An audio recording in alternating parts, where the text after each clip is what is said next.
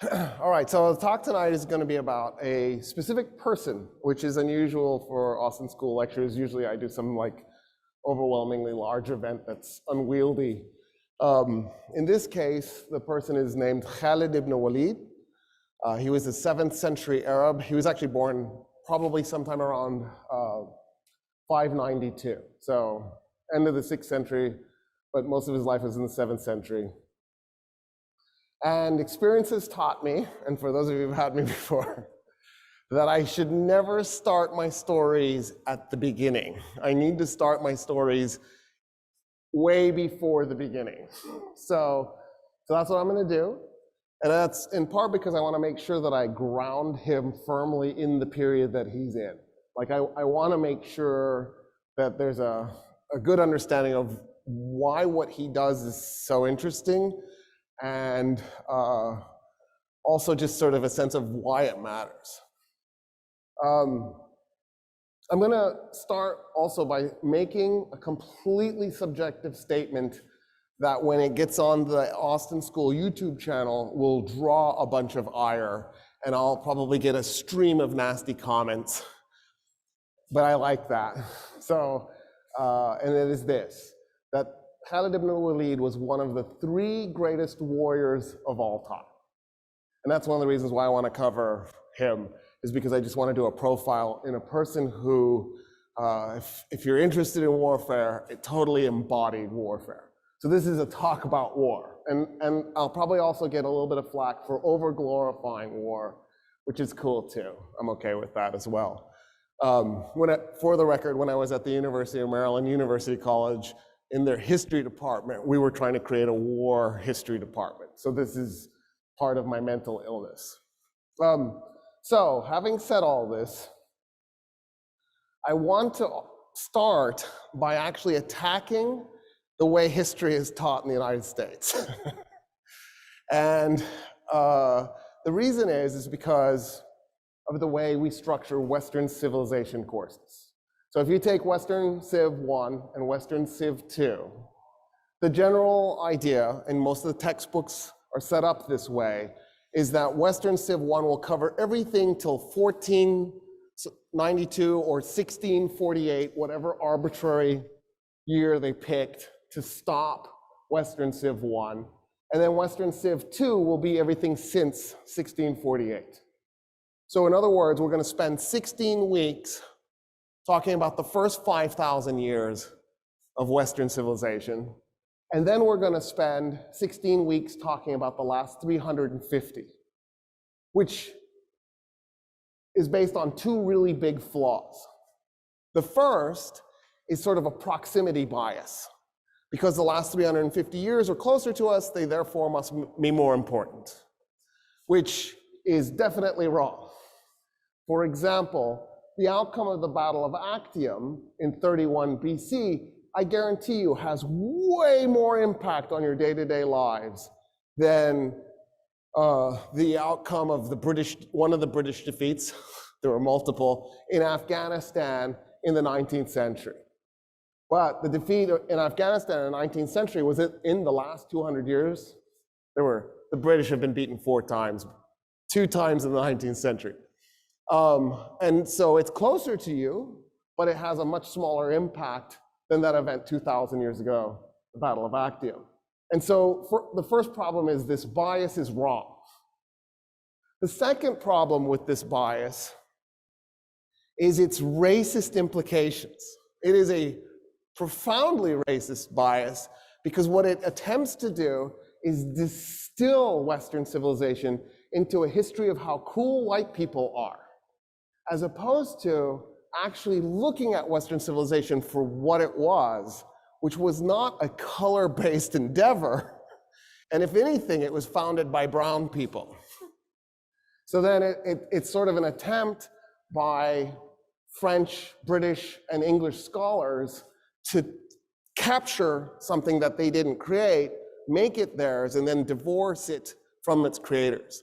And I can prove this to you, really simply, in fact. When you take that Western Civ 1 class, weeks 1 and 2 cover Mesopotamia and Egypt. In fact, your class is probably structured like this. Week 1 was Mesopotamia. Week 2 was Egypt. Every professor is different. Every university is different. But probably weeks 3, 4, 5, and 6 were Greece. And then maybe 7, 8, 9, 10, 11, 12, 13, 14 were Rome. And then 15 was the medieval period, which is a 1,000-year span of time covered in 1 week.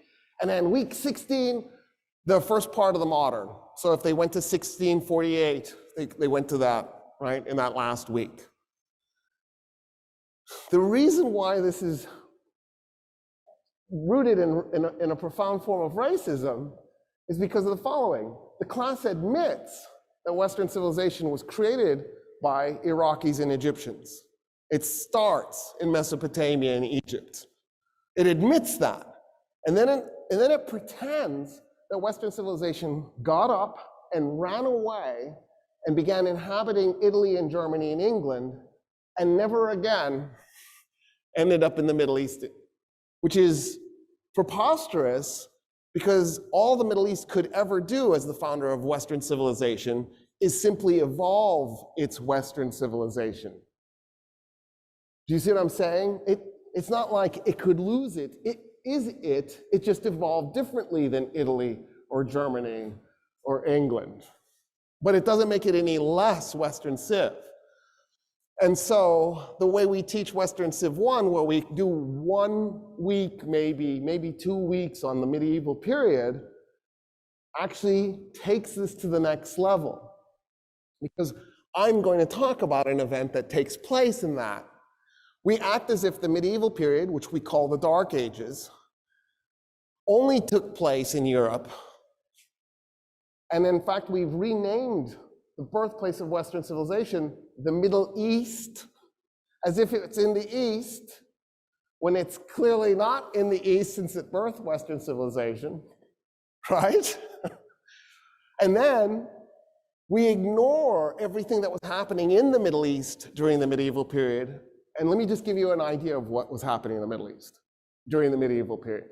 So while Europeans had no indoor plumbing and no paved roads, and their life expectancy was 40, and the way they took care of their waste was they would do it in a chamber pot and fling it into the street, the Middle East had indoor plumbing that brought fresh water in and took sewage water out. The Middle East had streets that were lit up at night with oil lamps. In part because I want to set the mood, show you the technology that was available at the time, and then tell you why what follows.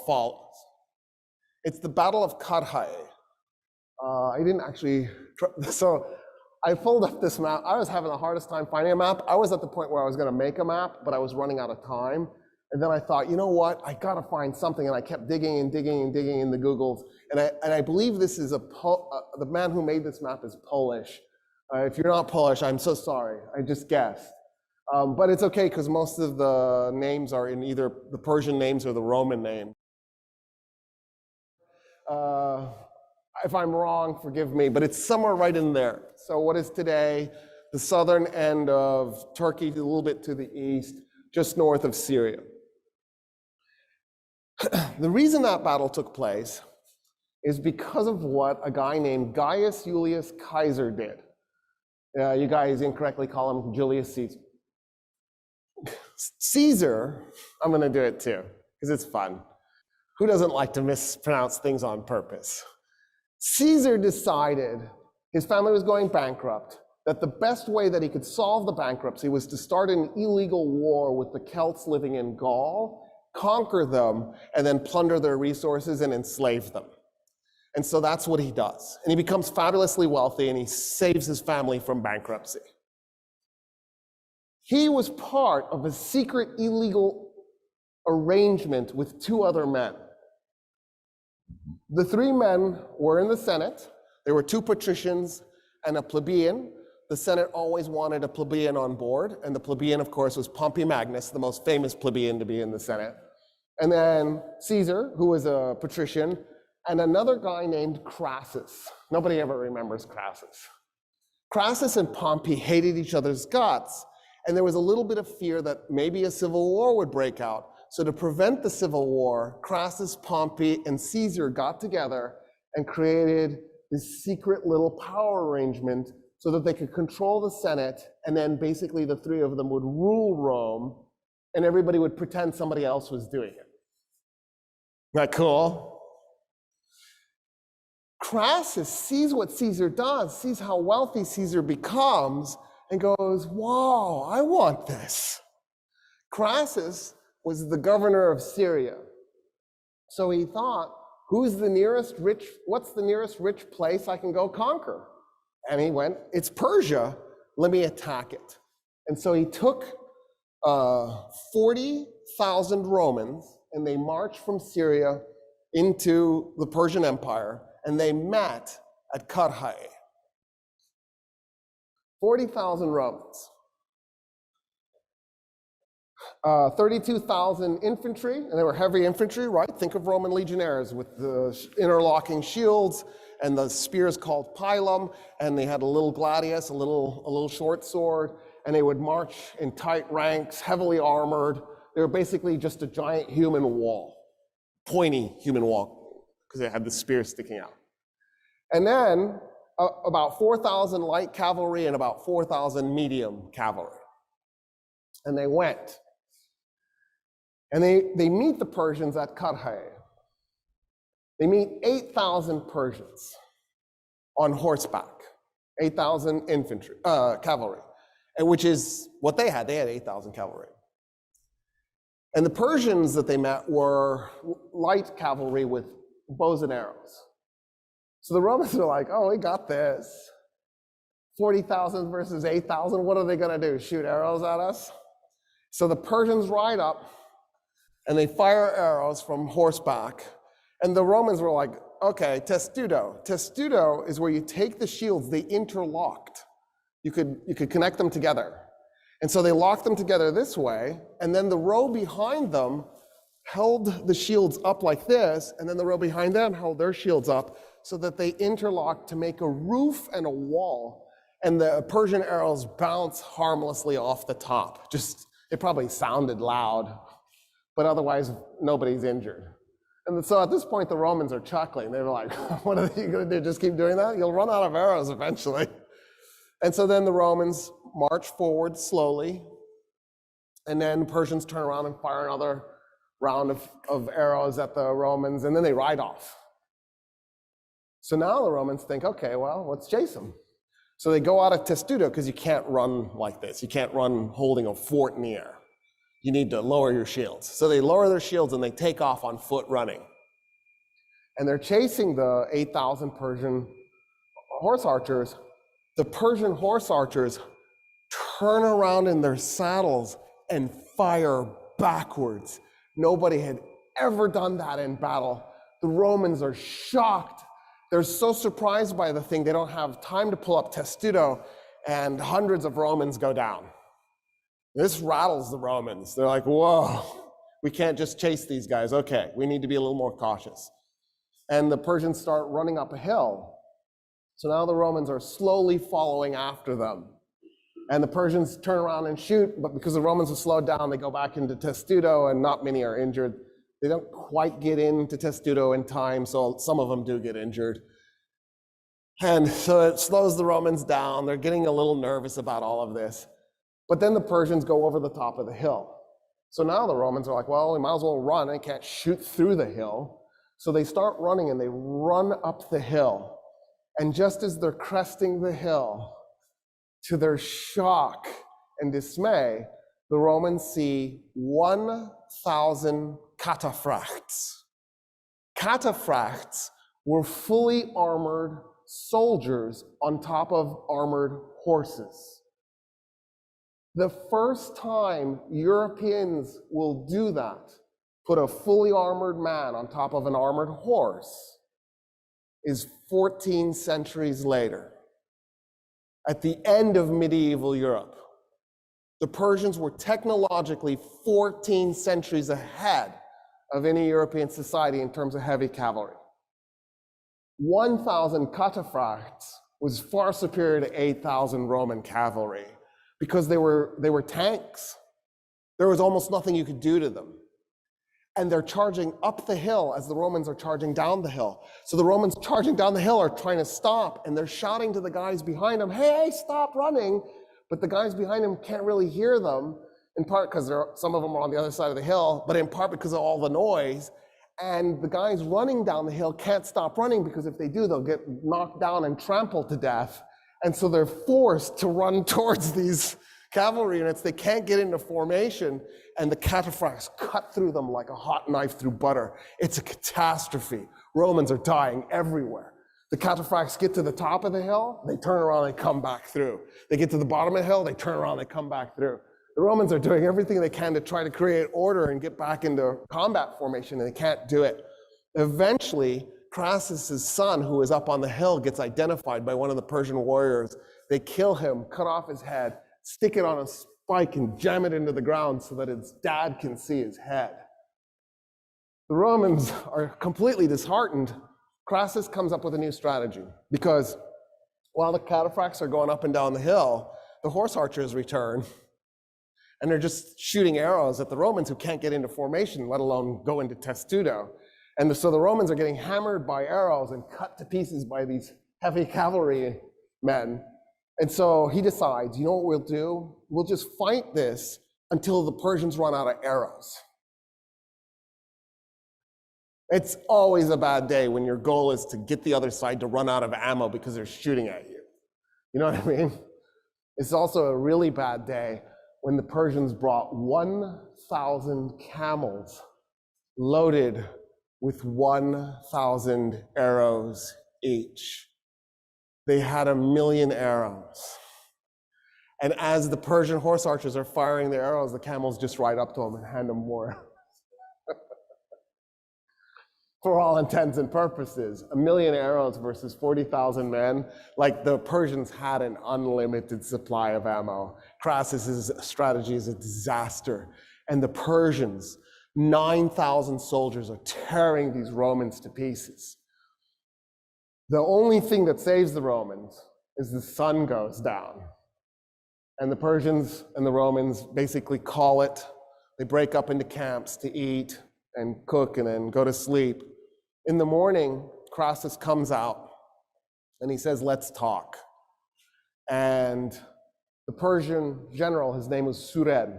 He's on horse. And Suren says, there's nothing to talk about. He had a stick with him. He draws a line in the ground and he says, this side is Persian, this side is Rome. That line is the Euphrates River. And Crassus goes, no. And when he does, one of the Roman soldiers freaks out, reaches over and grabs the rein of Suren's horses, and the fight starts again. Because the Persians see that, and swords come out, and they just tear the Romans to pieces again on the second day. About 10,000 Romans escaped. About 10,000 Romans were captured, including Crassus. And 20,000 Romans were killed. And we don't have a real firm number, but about 200 Persians died. When you outnumber the enemy 5-1, and they kill you at a ratio of 100-1, that's a bad day. That's a bad day. They wait until the Persian emperor shows up. His name is Orodes. Orodes brings Crassus into his tent. Crassus was wounded. He was in bad shape. The Persian surgeons were treating him because they wanted to keep him alive so that Orodes could have a nice conversation with him. They kept him alive. They bring him forward. They have him get on his knees in front of the Persian emperor. And Orodes goes, the most important thing in Persian culture is to be a good host. You are my guest in the Persian Empire. You came here for gold. I will provide. They pried open Crassus's mouth and they brought a pot of molten gold and they poured it down his throat. That event triggers almost 700 years of back and forth warfare between the Romans and the Persians, just back and forth. If you were to take all the fights and stum them together, the Romans managed to keep, so this is the border between the Romans and the Persians. They managed to keep something like this for most of that time period because the Romans had a fantastic navy in the Mediterranean. So every time the Persians would capture Syria or Palestine or Egypt or Anatolia, the Romans could respond with their navy and deploy troops behind the Persians. And then that made it so the Persians could never really hold any land to the west of their empire. But as a general rule, the Persians usually won. Not always. The Romans sometimes beat up on them. But in the 3rd century, one Persian emperor, a guy named Shapur, beat 3 Roman emperors. And in fact, so badly, he captured one Roman emperor with 2 whole intact Roman legions. He was the first Roman emperor ever captured alive in battle. Crassus was not an emperor. He was a member of the Senate, and he was a governor, but he wasn't an emperor. The first captured Roman emperor ever was Emperor Valerian. In case you wanted to know that. Rome gets into really big trouble. In fact, so does Persia. They both get into really big trouble. In fact, all of Western civilization gets into really big trouble. And the reason is because of Indonesian fishermen. You know how they can go rogue. They're so dangerous. The Indonesians had discovered there were a bunch of islands through the middle of the Indian Ocean, and you could hop from island to island. So even though they didn't have truly ocean-worthy vessels, they had vessels that were ocean-worthy enough, you could get between the islands. And that made it so that you could start in Indonesia and head towards Africa, crossing the Indian Ocean, and you can island hop your whole way across. And before they knew it, they were on this really big island to the east of Africa called Madagascar. And when they got there, there were no humans living on Madagascar. They were just lemurs, our ancestors, but no humans. And they went, geez, let's set up a colony. And they did. And they began growing rice on the colony. And as they grew this rice, they began trading the rice with Africa. And before long, Africa itself began to grow the rice. And as they traded with other people, the rice began to spread across Africa until it got to places like Egypt. And before you knew it, rice was growing in Mesopotamia. And before you knew it, rice was growing even in southern parts of Europe. The reason why this is a problem is because to grow rice, you flood a field. And when you flood a field, you create a place for mosquitoes to grow, malaria-bearing mosquitoes. And malaria ends up tearing up the entire region from Spain to Iran. Populations, the life expectancies absolutely plunge. If they were 40, 45, they dropped to 20, 25. And as a result, Rome's population goes into dramatic decline, and so does Iran's. And they're just barely scraping by. And then, as if that's not enough, there's an outbreak of the bubonic plague. It's frequently called Justinian's plague in the middle of the 6th century, and it tears Rome and Persia to pieces. The bubonic plague does this really weird thing where it looks like it's on an 800-year cycle, where it'll be dormant for 799 years. It'll wake up, tear through the human population for a year, maybe 2, max, and then go dormant again. When I say tear through the human population, the last bubonic plague outbreak, which was 1348, killed 40% of Europeans in a 1-year span of time. It killed 60% of Middle Easterners and North Africans in that same year. So just put this in perspective, we're running about a 2% fatality rate with COVID, not a 50% fatality rate. And then the bubonic plague goes back to sleep. For those of you doing the math real quick, it's 6.5 centuries. We got a century and a half left. And then it'll kick into high gear. I'm assuming this pattern isn't going to go away. I don't know why it would all of a sudden. It's happened so many times now. I think we're on 4 or 5. So that's comforting to know. So by the time we get to the 6th century AD, the populations of both the Roman Empire and the Persian Empire are dramatically reduced. There are just simply fewer people living, which means less food, smaller armies, and a terrible economy. The Romans are barely making it. So some of you might be a little confused because you've been taught that Rome fell in 476. And I want to just restate, Rome did not fall in 476 AD. Rome fell in 1453 AD, and that's nonsense. All Rome did was reunify so that there was only one emperor, and the capital was Constantinople, which in this map is spelled with a K. Cool? So, there was a Roman emperor, his name was Mauricius, but of course we mispronounce everything, so I'll just say Maurice. Maurice. Mauricius is so much better. Emperor Mauricius had sided with a Persian trying to become the Persian emperor in the middle of a Persian civil war. His name was Khusro II. And when Khusro succeeded, he felt like, since Mauricius had helped him so much, he had to work with them, and they became friends.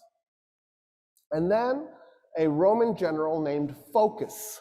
Isn't that a good name? Like, because like you're distracted and your parent shouts, "Focus!" It's just the perfect name for a kid. General Phocas was really angry because Mauricius had allowed a group of Phocas's men to get killed in an ambush, and he held this really nasty grudge. Eventually, Phocas ends up in Constantinople, and he murders the Roman emperor and makes himself the Roman emperor. So now Phocas in 602 AD is the Roman emperor. Khusro II, the Persian emperor, is outraged that his friend Mauricius has been killed like this, and so Khusro declares war on Rome to avenge the death of his friend and to depose Phocas. Initially, the Persians have some successes, but they don't last, and the war sort of drags on, and a bunch of nothing gets done. And then there's an uprising within the Roman Empire against Phocas. That uprising is led by a man named Heraclius, and Heraclius eventually takes over and becomes the new Roman emperor. The problem is this war now has a life of its own, and so even though Phocas is taken out of the picture, and in effect Khusro II gets his way, it doesn't matter anymore. They're in the war, they're just gonna go ahead and fight it out. And to make a long story short, a Persian general, his name was Shahbaraz. See where there's parts of the Roman Empire that they have vertical lines through them? Shahbaraz carved that chunk of the Roman Empire off and began ruling it himself, basically, because he eventually himself rebels against the Persians. And so there actually ends up being 3 empires. One empire that stretches from Egypt to Armenia, ruled by Shahbaraz, the Persian Empire to the east and the Roman Empire to the west. Eventually, Heraclius makes a deal with Shahbaraz to try to make him the new emperor to end the war.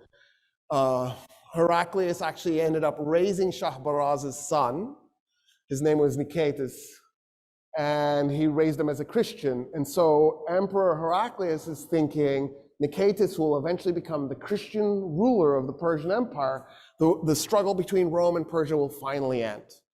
And so he pushes really hard, backs Shahbaraz. Shahbaraz finally takes over Ctesiphon, the Persian capital, in 628. So this war went 26 years. He takes over the Persian capital, becomes the Persian emperor. He even mints a coin with his face on it, and 40 days later is stabbed to death. But the war ended, so that was good. It's just the goal wasn't achieved. 628. And this is where the intersection takes place between the story I wanted to tell you and the background that I gave you. In 610, in Arabia, so if you went right off the map to the south, that's where Mecca is. And Stephen's going to scroll down for us, right there, where it says Makkah. There is a man who receives prophecy from the Archangel Gabriel, and his name is Muhammad, and he becomes the prophet who will create Islam. I'm not going to give you the whole story, but I just want to make sure that we're clear approximately what we're talking about.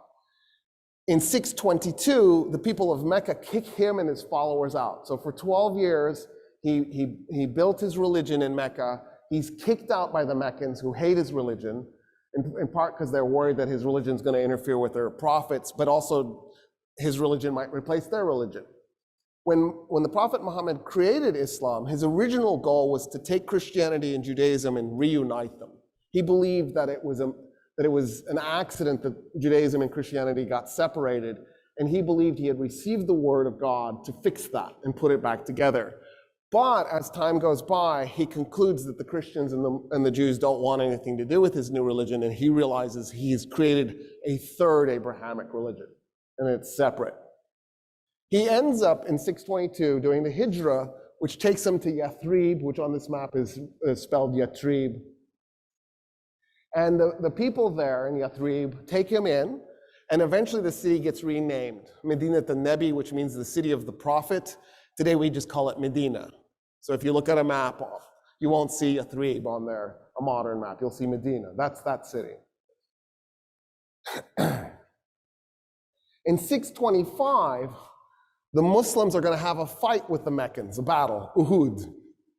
And the Meccans beat the Muslims. In 627, the Meccans attack Yathrib, and they fight a battle called the Battle of the Trench. Khalid ibn Walid was a soldier in both of those battles. In 625, he was there when the Meccans defeated Muhammad and the Muslims, and he was fighting for the Meccans against the Muslims. In 627, he's there again at the Battle of the Trench, where the Muslims defeat the Meccans. Afterwards, and we don't know exactly when, but within 2 years, he switches sides and he converts to Islam.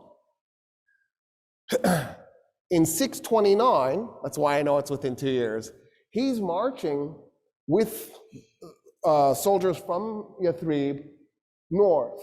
So see where it says Petra? Go to the east of that, there's a city called, or a town called Muta. And he marches towards Muta with this army, 3,000 Arabs, 3,000 Muslim Arabs. And their goal is to attack the Roman Empire, because they're in it. See where it says Bani Ghassan? The Ghassanids were Christian Arabs who fought for the Romans. Where it says Banu Lahm, those were Christian Arabs who fought for the Persians. So I'm going to have to be careful here when I say Arabs. So I'm going to try to remember to say Muslim Arabs so that you know I'm not talking about the Christian Arabs fighting for the Romans or the Persians. Right? But for the record, there are Jewish Arabs too in the whole mix, just to make it really complicated. In any case, they march to Muta. The Romans find out there's this Muslim army coming towards them. They don't take it very seriously, but they take it seriously enough. They dispatch a force to go meet them.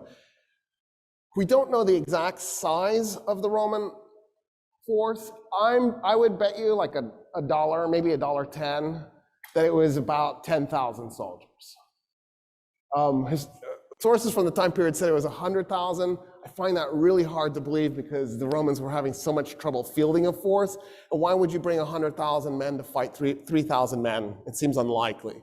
But anyway, the number is probably 10,000, maybe 20,000. It's not 100,000. So the Arabs are deployed, the Muslim Arabs are deployed against Christian Arabs who are fighting for the Romans. And the Romans outnumber them probably 3 or 4 or 5 to 1, maybe 6 to 1, maybe 7 to 1. It's bad. and they fight instead of running away like they should have. And they get the crap beat out of them. And the Muslim Arabs are just in bad trouble, and they keep retreating, they keep retreating. One commander after another dies. Finally, the last commander turns to Khalid ibn Walid and goes, I want you to figure out how to get us out of here. And hands him the banner to put him in command of the Arab army, the Muslim Arab army. And what Khalid ibn Walid does is he'll take soldiers and he'll give them a banner, and he'll have them sneak around a hill at night. So they're behind the hill. And then in the daytime, he'll have them come over the top of the hill. And then when they arrive where the Arab army is, he secretly sneaks them another banner. They sneak around the backside of the hill, and then they'll come over the top of it again. And then he gives them another banner, and then they'll go around the back of the hill and they'll come over the top. So the Romans watching this are like, man, look at all the reinforcements they're getting. And it was just the same group of guys that just kept marching in a circle around this hill. And then when the sun went down, he would have each man set 5, 10 campfires and then try to keep walking around in front of the campfires. So the Romans watching it would not only see a bunch of campfires, they would see all these men walking in front of the campfires. And he just kept doing these tricks. And what it did was it kept the Romans from attacking, because the Romans thought, man, I don't know how big that force is. There's so many of them. And he kept doing this until he finally got far enough away from the Roman army, he could just tell his men to run, let's run. And they ran. That is the only battle Khalid ibn Walid was in command of where he didn't win.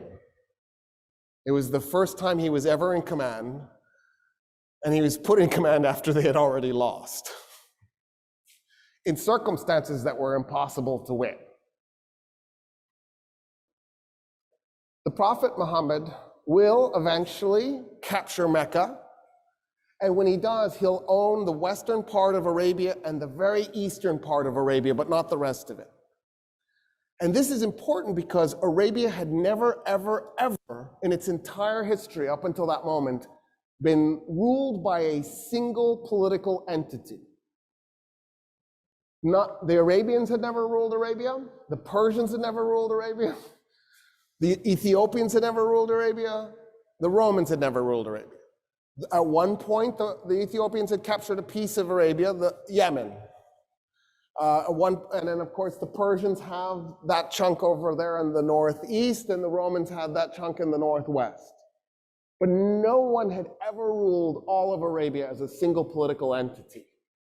The closest anybody had come, in fact, was the Prophet Muhammad. When he died in 632, he had gotten such a big chunk, he probably had about 40% of Arabia. He was replaced by a guy named Abu Bakr. Abu Bakr didn't take the title king, he didn't take the title emperor, he took the title follower of the messenger of God, and became the ruler of this Muslim-controlled chunk of Arabia. He made 2 armies. He sent one army from Yathrib due east, and he sent the other army south to Yemen. And his goal is to finally, once and for all, conquer Arabia and rule it. And actually, he was ruling from Mecca at that point. The guy he put in charge of his army that went east was Khalid ibn Walid. And Khalid will do a series of battles against a heretic who was claiming to be the real prophet in an event called the Ridda Wars. And Khalid will win battle after battle after battle. And by 633, Arabia is unified. So the campaign started in 632. It took less than a year. And in part because of Khalid's decisive victories in the center of Arabia. At that point, there's argument amongst historians exactly what happened next. Did Abu Bakr order Khalid to keep going, or did he tell Khalid to stop? It's entirely possible either is true. He doesn't stop. That's the important thing. Whether he was told to stop or told to keep going, he doesn't stop. And he goes towards the very southern tip of Iraq.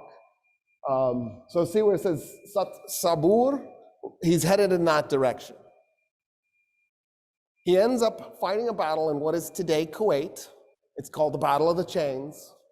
The Persian general Hormuzd chains up his elite soldiers to show the Arabs that there is no retreat, that the Persians will fight to the death because they've made it so they can't retreat because they're chained together. But also because Khalid relied heavily on cavalry, it would be impossible to do a cavalry charge through them because there are chains in between them, so there's no way to get through. What Khalid liked to, the way battles went back then, everybody did this, the Persians, the Romans, everybody did this, is they would send champions to go fight each other before the battle. But what the Arabs liked to do was first poetry. So they would get their best improv poet, because they would improv right there. They didn't have a poem written in advance. And they would get that poet to shout to the other army a poem. And the belief was that if you shouted a good enough poem, the other side should give you the field and walk away. And of course, the Persians are like, screw you, we don't even speak Arabic, we don't know what you're saying. So after the Arab shouts this poetry at the Persians who are annoyed, Khalid walks out and says, I'm my champion. I'll fight the Persian champion. That's a problem for the Persian general then, because if he doesn't go fight, it's general versus general. If he doesn't make it general versus general, it makes him look like a coward. So the Persian general goes, okay, let me fight. And they go out and they fight, and Khalid ibn Walid kills him within like 30 seconds. It's a really quick fight. And so now the Persians are going to go into the battle without their general. And what Khalid did was he just kept using his cavalry to do these charges against the Persians that just kept them off balance until finally he broke up their order.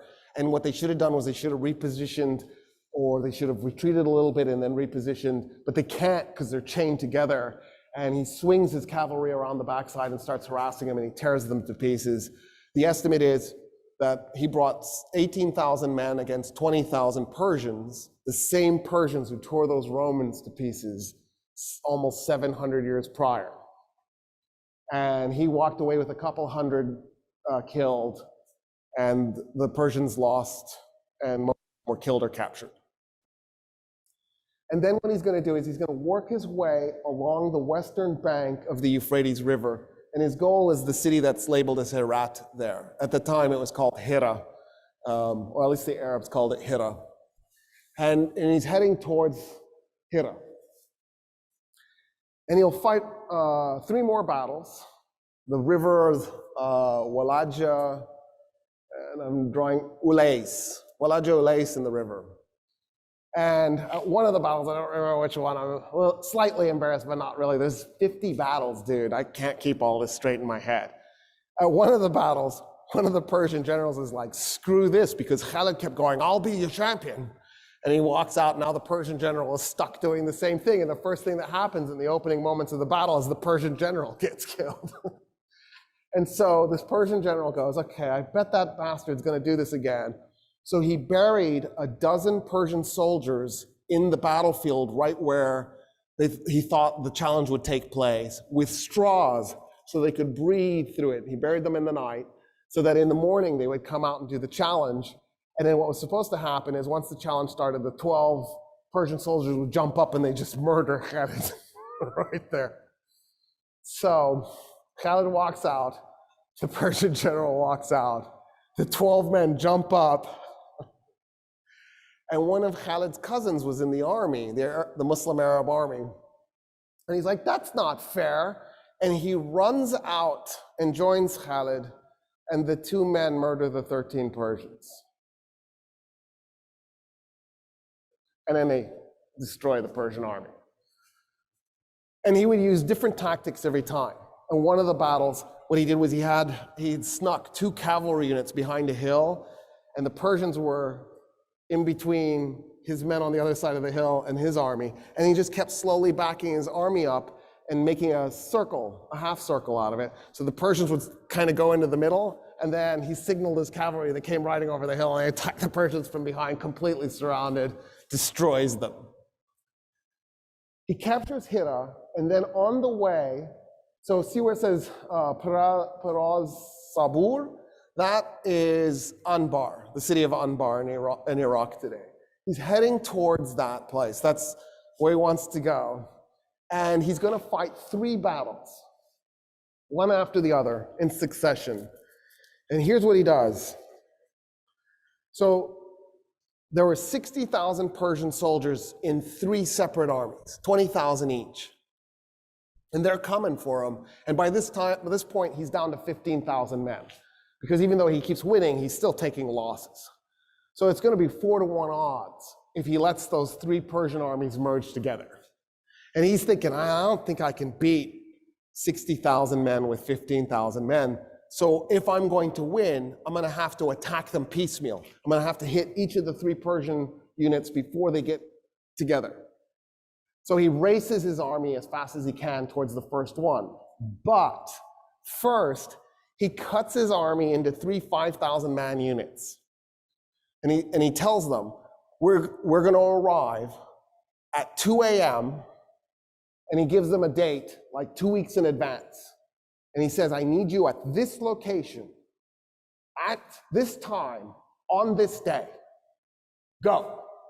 And they take 3 different paths, and they're going to come at this Persian unit, and he's guessing where he thinks that Persian unit will have arrived to by that point.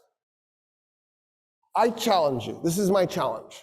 3 of you, you and 2 of your best friends, get into 3 separate cars, and you can use GPS. Pick a spot somewhere on the other side of the US, because it needs to be a long road trip, right? 3 days. I'm not even going to make it 2 weeks, just 3 days. So I don't care where you want to go, Washington or the other Washington. Either way, it'll work out to be about the same. But make the 3 of you take 3 separate paths and then time it so that you arrive at the exact same moment. Bet you can't do it. Now take away GPS and navigate at night, trying to guess where you think the enemy army is going to be. They're there when the 3 armies converge at the exact same moment. They catch the Persians asleep in their camp. They tear them to pieces. He's like, all right, 1 down, 2 to go. He looks at his men and he goes, this is where the Persian army is the next one's going to be. And he tells them, I want you there this day, this time. Go. 3 different ways. And the 3 units charge as fast as they can. And they get there. And the Persian army is there. And he destroys that one too. And then he tells his men, all right, we got 1 more. 1 more. And go. And they arrive at the right time, on the right day, in the spot where the Persians were at night. And they wiped out the 3rd 20,000-man unit with almost no losses. They dispatched 60,000 men in a maneuver that I bet a contemporary military force would never be able to execute, let alone 3 times in a row. Insane. It shouldn't be doable. He gets to where it says Dura. That's the city of Firaz. Firaz was the border between the Roman Empire and the Persian Empire. The Persians and the Romans hated each other's guts. They had been fighting each other 628 plus 52, right? It was 53 BC, the Battle of Karhae, but there's no year 0, so you have to subtract 1. That's why I'm doing 52. So what is 28 plus 52? 80. For 680 years, the Romans and the Persians had been fighting each other. Can you comprehend 680 years of warfare? Like, I don't even know what that means. What does that even mean? By the time Khalid ibn Walid gets to Firaz, the Persians and the Romans looked at each other and went, you are no longer the enemy. We have a new enemy. I don't know where these guys even came from. Because you have to remember, at this point in time, the Persians had been an empire for 1,200 years. And the Romans had officially been an empire, calling themselves an empire, for 600 years, but they had been imperial for the 300 before that. Because even before Rome was an empire, it owned Spain, it owned North Africa, it owned Syria, it owned Turkey, it owned Greece, right? And so you have 900 years of imperial history for the Romans and 1,200 years of imperial history for the Persians. There's 21 centuries between those two empires. And they're also technologically the most advanced civilizations on earth. And they had massive populations compared to the Arabs.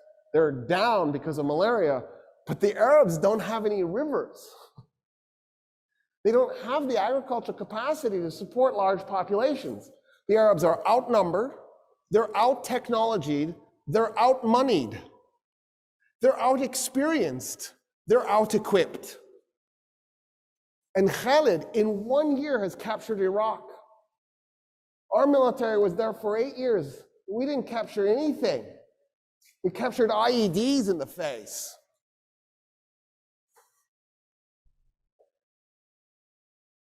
So the Persians go to the Romans, they're like, okay, we're gonna fight this one as allies, right?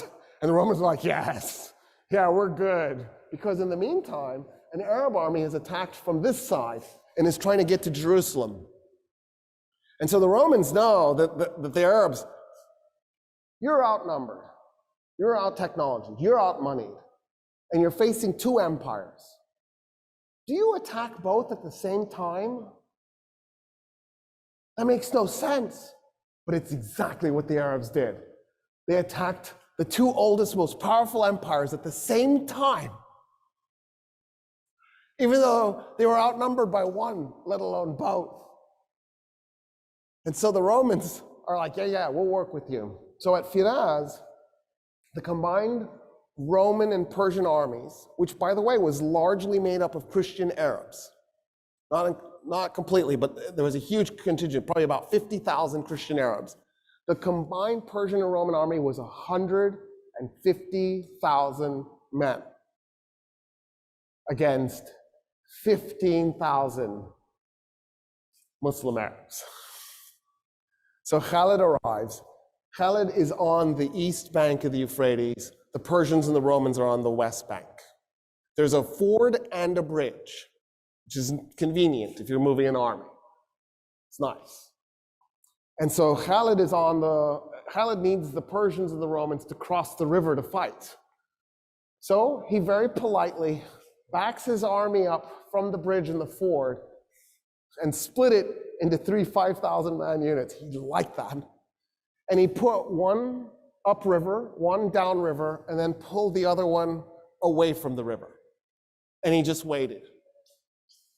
So the Persians and Romans start to cross the bridge and they're also crossing the ford at the same time.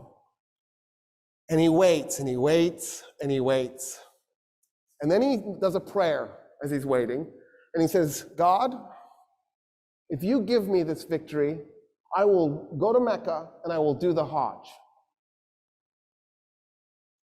I know I'm going to die. I know there's no way we're going to defeat 150,000 men today. But that's what I will do. I'll run and I'll do the Hajj. And I'm actually happy that I get to die as a warrior here today. When 50,000 Persians and Romans had crossed the Euphrates, he blew a horn.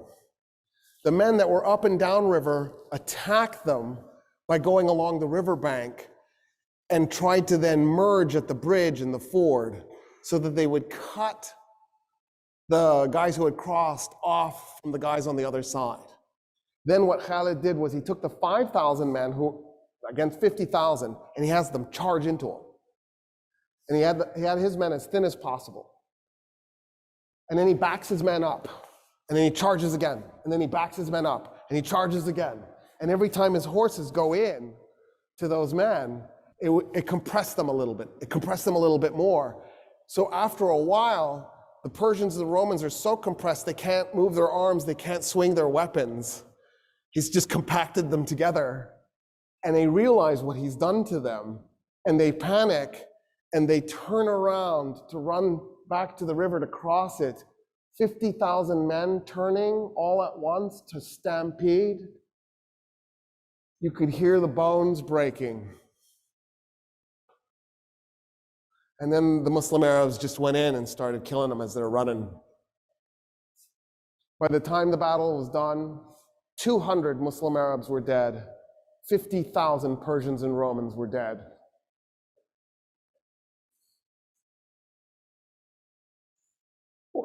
What is this? Khaled's like, okay, I'm alive. That's a surprise. And so what he does is he orders his men back to Hira. So what he does is he says, okay, I need to arrive at Hira. I need to show up on top at the front of my army, but I've got to now go to Mecca to do this Hajj. So he takes his fastest horses and his best men, and they race across the desert as fast as they can. They get to Mecca. He puts on a hood so that nobody will see his face. He quickly does the Hajj. He jumps back on a horse and he rides as fast as he can. He gets to the front of his army just as it's arriving at Hira, and he assumes the position as if he was there the whole time, and he marches his men into the city. And a few days later, a messenger arrives from Mecca, sent by Abu Bakr, the Caliph, and it said, "You were spotted in Mecca. Don't do that again." Abu Bakr then orders him to invade Syria. So he's going to basically miss Dura. He's going to go south of Dura, and he's heading towards Damascus. That's his goal, is to capture Damascus. Because the Muslim Arabs are thinking if they capture Damascus, they'll get Jerusalem in the aftermath, because the Romans there'll be an Arab army north of the Roman army, and they won't be able to maintain their supply lines, so they'll just simply retreat. And that's how they'll capture Jerusalem. Khalid takes his men across this really nasty chunk of desert in a logistical feat that would be hard to replicate with a contemporary army today. He just takes his men through a spot that has no water and no food, and he gets them across. They show up in Syria, they come up to Damascus, and he captures the city.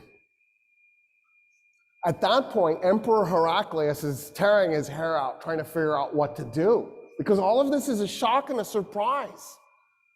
Nobody ever thought the Arabs were a threat. Where is this even coming from? So Heraclius goes to Antioch, which is on that map as Antiocheia, but it's Antioch. And they had renamed it Theopolis, which is City of God. And he shows up, and he's hunkered down in there, and he gets together his generals, and he decides to launch a counterattack. And what Heraclius' idea is, you send 4 Roman armies, and you catch the 4 Muslim Arab armies in 4 separate locations, and you take them out piecemeal. Heraclius does not want to ever have a situation where he's bringing all 4 of his armies together, because he doesn't have the economy to support having that many men in one location. There's just too few people. The infrastructure has fallen apart. Word reaches the Muslims that there are these 4 armies now coming towards them. The commander of the 4 armies is a guy named Ubaidah, Abu Ubaidah. Abu Ubaidah was told that he was in command, and Khalid was relieved of command. He could still be a general, but he would not be the guy in charge. And the reason is because the new Caliph, Abu Bakr, only lived 2 years as Caliph. He's dead. He's replaced by a guy named Umar ibn al-Khattab. The new Caliph is Khalid's first cousin, and he doesn't trust Khalid. He thinks Khalid has political ambitions. And so he's worried that if people like him too much because he's too amazing, he'll eventually try to become the new Caliph, and he'll do a political coup. So he demotes Khalid. But so Abu Ubaidah orders the Arab armies to head over towards where it says Al-Jabiyah. The problem is the Hassanids keep attacking them from behind. And so the Muslims try to figure out what to do. They decide to hold a conference. And then what they do is they ask an interesting question. Abu Ubaidah does, the commander. And the question he asks is, would you guys rather have Khalid in charge or me?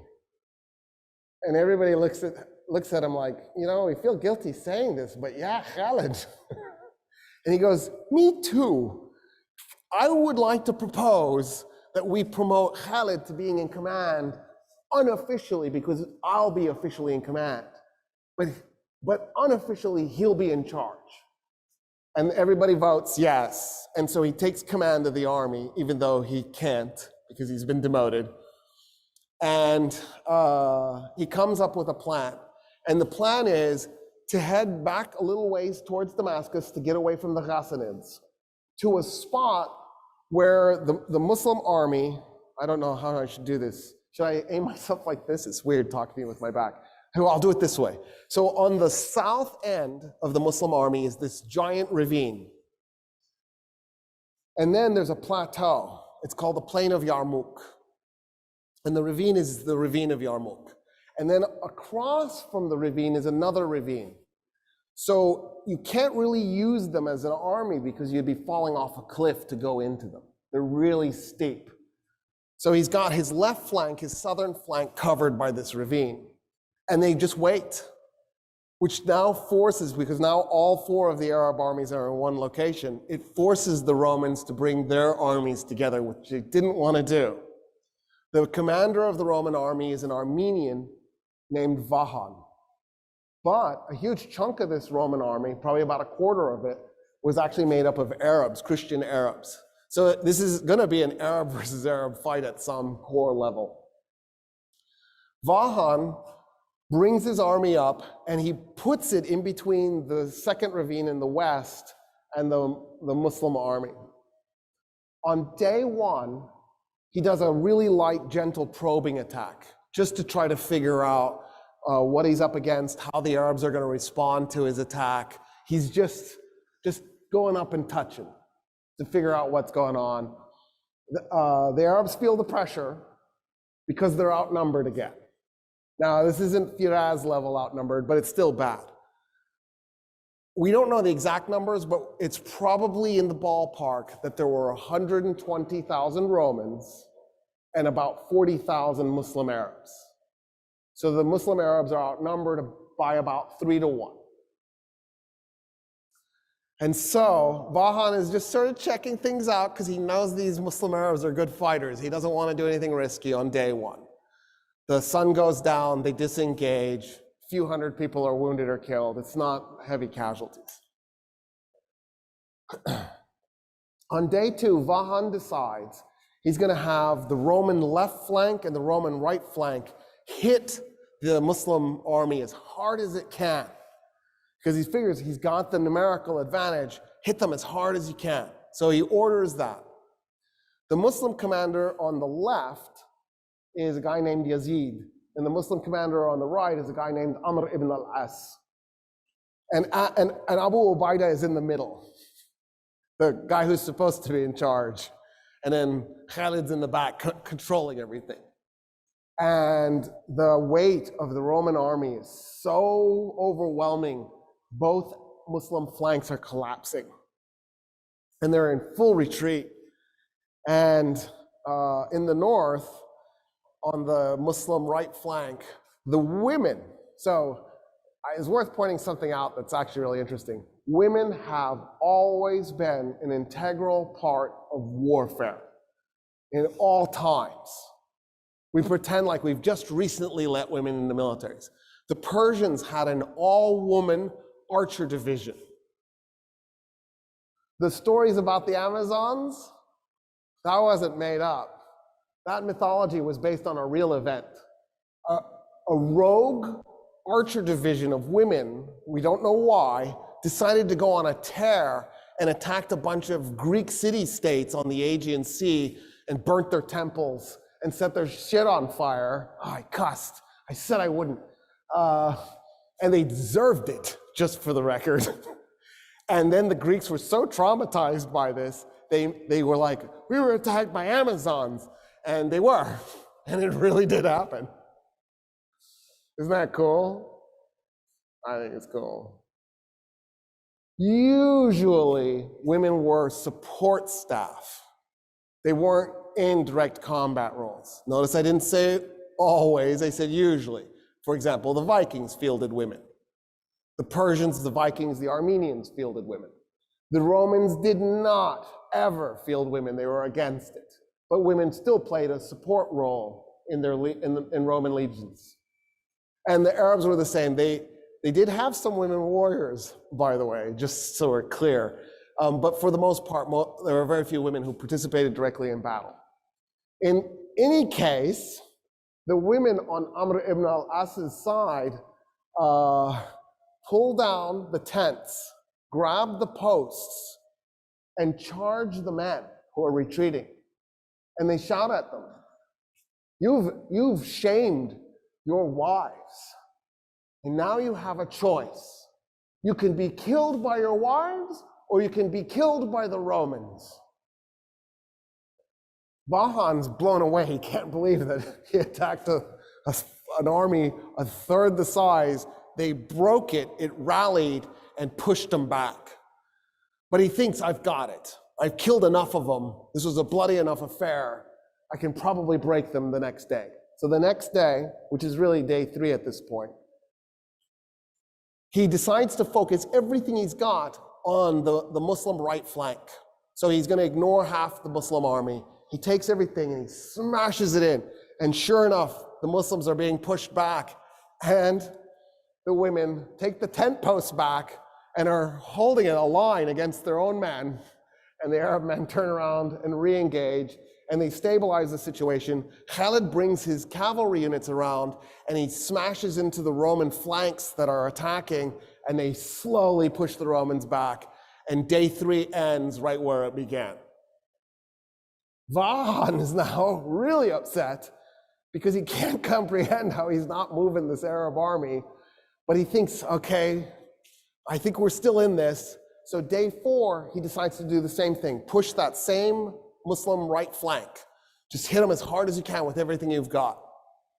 And the Khalid this time had assumed this was going to happen. So what he had done is he had redeployed his cavalry so that it would be able to respond more quickly.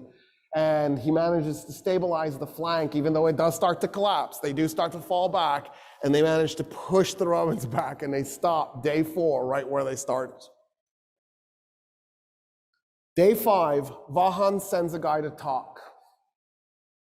And he's ready to come up with a compromise. Like, maybe you get Jerusalem and we keep Damascus, something like that. Khalid goes, oh, the Romans only talk when they're losing. Okay, I'm going to refuse to talk. Day 6, he took all his cavalry. It was about 8,000 men. Out of his 40,000 men, about 8,000 were cavalry. And he put all of them on his right flank. When the sun came up, he swung it around. So now the Romans are trapped between his army and the 2 ravines. There was a bridge over the western ravine. During the night, he had sent 500 cavalry around through the plain. They had snuck down into the ravine and they had captured the bridge. And his goal is to get the Romans to run towards the bridge because there's nowhere to go because the Muslims actually have the bridge, just the Romans don't know. And he comes swinging over the top and he smashes the Roman left flank really hard. He breaks the Roman cavalry unit that was there, and he breaks the Roman army that was there. It's the cavalry unit and the army start to retreat. They're running in 2 other Roman units, sending them into disarray. And then the Romans try to respond with heavy cavalry. Vahan sees what's happening. He organizes cavalry. He draws it in, but it's heavy cavalry and it's slow. Khalid comes in with his light cavalry and he attacks them before they can get into more formation, destroys them. Then he takes his cavalry and he slams it into the back of the Roman army. It breaks and goes into full retreat. And that's how he took 40,000 men against 120,000 men at Yarmouk and destroyed them. Vahan got away with a cavalry detachment. Khalid grabbed his fastest horses and his best men, and they took off and they chased General Vahan. And they caught up with him just outside of Damascus. And Khalid lets his men tear up Vahan's men until the only man standing is Vahan. And Khalid had told his men, don't touch him. And then he comes up to Vahan and he says, you are a man, a man's man. And so I'm going to give you a man's death. And they dueled one-on-one, and he kills Vahan. And then Khalid goes and recaptures Damascus. Emperor Heraclius holds a council, and he asks his remaining generals, what should we do? And the generals tell him, we've lost Syria, it's done. There's nothing we can do about it. And so Heraclius gets on a ship and he says, farewell, Syria. You have been a lovely province, and now you will be a lovely province for the Arabs. And he withdraws.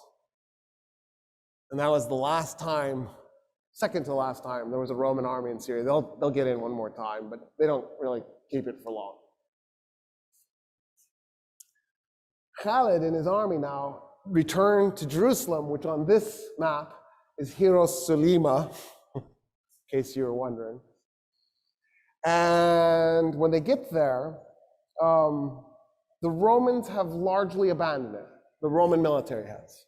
But there's enough people manning the walls that you can't get in. So the Arab army is stuck outside, trying to figure out how to get inside so they can capture this holy city. The Archbishop of Jerusalem, a man named Sophronius, by the way, a Christian Arab, a loyal Roman citizen, indicates he's willing to negotiate, but only with Umar ibn al-Khattab, the Caliph. Well, the Caliph is all the way back in Mecca. It'll be weeks before he can be sent for and then return. So they come up with a scheme. And the scheme is, since Khalid is Umar ibn al-Khattab's first cousin, he actually looks like him. So they pretend Khalid ibn Walid is the Caliph. They meet with Sophronius, and while they're talking, somebody had actually met Umar ibn al-Khattab, had met Khalid ibn Walid, and knew that was Khalid. And so he tells Sophronius, you're being duped, it's not really the Caliph. It's some other dude. It's that general that's been tearing us up. Sophronius is outraged. He goes, you lied to me. And he calls off the negotiations for the surrender. So now the Arabs are stuck getting the Caliph. Sophronius comes out of the gates weeks later to meet the Caliph because he sees the Caliph's army arrive. And as he's approaching, he sees a man leading a camel at the front of the army. So for the record, the rich Arabs, the Arabs who were good soldiers, didn't usually ride camels. They usually rode horses, Arabians. And for those of you who don't know, Arabians are fast and agile, and they have crazy personality. And so they're perfect for warfare. Camels are a little bit clumsy and slow. They serve a purpose in warfare, but you're better off on an Arabian. In any case, the Arab army is being led by a man leading a camel with a man on the camel. So Sophronius, he's got a giant red hat, because he's also a cardinal, right? He's got gold tassels, actual gold, hanging from his hat. He's covered in gold jewelry. He's wearing red robes. He's covered in perfume. He's on a lectica. The lectica was the couch that the Romans would ride, and then they'd have like 4 or 8 men, depending on how big it is, carrying it. And then he has 2 men, one on each side, fanning him. Of course, right? That's what Jesus would want from his bishops. It's exactly right. And he's coming out on this lectica being fanned. And he comes up to the guy on the camel, and he says, where's the Caliph? And the guy on the camel does like this. He nods with his head at the guy leading the camel. So Sophronius turns to the guy leading the camel and goes, where's the Caliph? And the guy leading the camel says, I'm the Caliph. And Sophronius goes, dude, you're dressed in rags. The guy's pants were mended multiple times. His shirt was mended multiple times. And he goes, no, I'm the Caliph. And Sophronius goes, you've just conquered Iraq and Syria and all of Palestine minus Jerusalem. How is it you're so poor? And the Caliph goes, well, why would I collect wealth? We're not doing this war because I'm trying to plunder anything. I'm a humble man with humble needs. I just need good meal. And then Sophronius goes, why aren't you riding the camel? And Omar goes, that's my servant on the camel, and we take turns so that neither one of us gets exhausted. At this point, Sophronius is like, oh, what? Who just conquered us? What are these, Marxists? And so Sophronius gets off the lectica because he's shamed off of the thing. And he says, okay, I want to talk to you about our surrendering the city to you. And the Caliph says, I have an idea. Let's walk to the city and I'll tell you what I was thinking the terms would be. So we'll start there. And Sophronius goes, yes, of course. And as they're walking, Umar ibn al-Khattab says, why don't we do this? All Roman politicians leave Jerusalem. You just go, if you're a politician. So if you're a top bureaucrat, an officer, and you can take anything you can carry. So you can take gold, as long as you can carry it. And Sophronius goes, okay, that's reasonable. That's actually more than reasonable. I just assumed you'd enslave them and take their gold. I don't see how anybody would be mad about that. And then what else? And the Caliph goes, oh no, I was thinking that's it. We don't do anything else. And Sophronius goes, wait a minute, I am really confused. So when us Romans capture a city, we enslave a segment, we plunder the city, probably a little bit too much raping too. We might even burn some of it just for grins and giggles. And then we declare it to be ours. What about that? And Umar ibn al-Khattab goes, no, we're not going to do any of that. No plundering, no raping, no enslaving. We don't do that stuff. And then Sophronius goes, oh, but you're going to seize property in the city. And the Caliph goes, no, we're not going to take anybody's property. We're going to leave the city exactly like it is. The only thing I want to do is eject the Roman politicians with whatever they can carry. And Sophronius goes, there's nothing to negotiate. Yeah, we surrender the city this instant. I don't understand, actually. They walk into the city. Khalid is one of the men following. Amr ibn al-As, all these guys, they're on foot. If they've got their horses with them, they're leading their horses by the reins, right? Because the leadership is on foot. There's no way they're going to ride in. They're walking. And this is a holy city to them because Jesus is holy to them, because the Jews were holy to them. And so they see this as a holy city. Sophronius goes, tell me about your religion as they're walking through the streets. And so Umar ibn al-Khattab starts telling him about Islam. Sophronius goes, it just sounds like a variation of Christianity. I feel like our religions are shockingly similar. And Umar ibn al-Khattab goes, yeah, because they are. We thought we were doing Judaism 3.0. It never occurred to us that we were going to be received as being so different. And he goes, okay, since you've given us such amazing surrender terms, my alarm is going off, and I can't turn it off, and it's so embarrassing. It's telling me to put my kids to bed. I should have remembered to turn it off, but it didn't occur to me. He says, you've given us such amazing surrender terms, and because I feel such kinship with your religion, will you do me an honor? Will you come to my church and pray in your Muslim way next to me as I pray in my Christian way? And Umar ibn al-Khattab goes, never. And Sophronius goes, why? He goes, I'm the Caliph. The first place I pray in Jerusalem is going to become a mosque. The Muslims will take it and they will create a place of worship for Muslims. and you will lose it. And I don't want you to lose your church. And Sophronius goes, oh, okay. What if we find an empty piece of Jerusalem and we just pray there? And Umar ibn al-Khattab goes, yes, I accept. An empty piece, something that nobody owns. So they go and they find an empty lot and they pray. The Archbishop in his Christian way, the Caliph in his Muslim way, side by side. It is a mosque today, that spot, commemorating the first place that the first Muslim Caliph prayed in Jerusalem. He nailed it. He knew what was coming. And he saved the Church of the Holy Sepulchre for Christians, because that's the church Sophronius wanted him to pray in.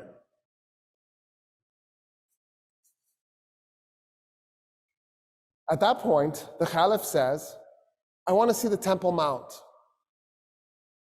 And Sophronius goes, why? And the Caliph goes, because it's holy. It's holy to everybody. It's holy to Christians, it's holy to Jews, it's holy to Muslims. And Sophronius goes, nah, we haven't been treating it as holy to anybody.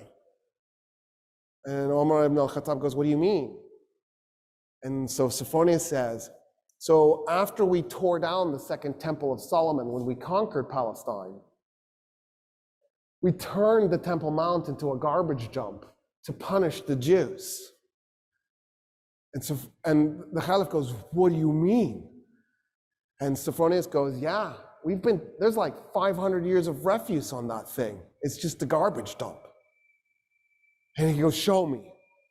They walk up to the Temple Mount, and the Caliph can't believe what he's looking at. He falls on his knees, and he begins clearing the garbage by his hands. His army sees their leader on his knees clearing garbage, and they run up and they start clearing the garbage themselves. And they clear the garbage off the Temple Mount. The Caliph goes, okay, I want to meet some of the Jews living in Jerusalem. And Sophronius goes, there are no Jews in Jerusalem. And the Caliph goes, what do you mean there's no Jews in Jerusalem? The city is holy to the Jews. How could there be no Jews? And he says, well, us Christians, we pretty much murder them every chance we get. We really hate Jews. In fact, in the war we just did against the Persians, the Jews sided with the Persians. And so we murdered 20,000 Jews in Jerusalem and completely purged the city of its remaining Jewish population. And Umar ibn al-Khattab goes, no, this is wrong. You can't do this. And so he turns to a convert to Islam, a Jewish convert to Islam, and he says, I need you to find me 80 Jewish families that were willing to volunteer to move to Jerusalem so we can reestablish a Jewish presence in this city.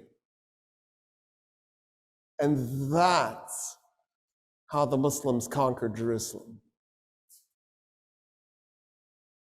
And that's the stuff that's left out of your history books. Isn't that crazy? Because isn't that an amazing story? After Jerusalem, Omar turns to Khalid and goes, I know you fought at Yarmouk, and I know you impersonated me. I really hate you. You're going to go to Mecca, and you're going to spend the rest of your days there. No more combat for you. I'm retiring you. I actually don't think he died in Mecca. He did leave, but he never fought another battle. That was it. That was the end of his military career. He died in bed at age 50. I don't know what was ailing him. Something got him.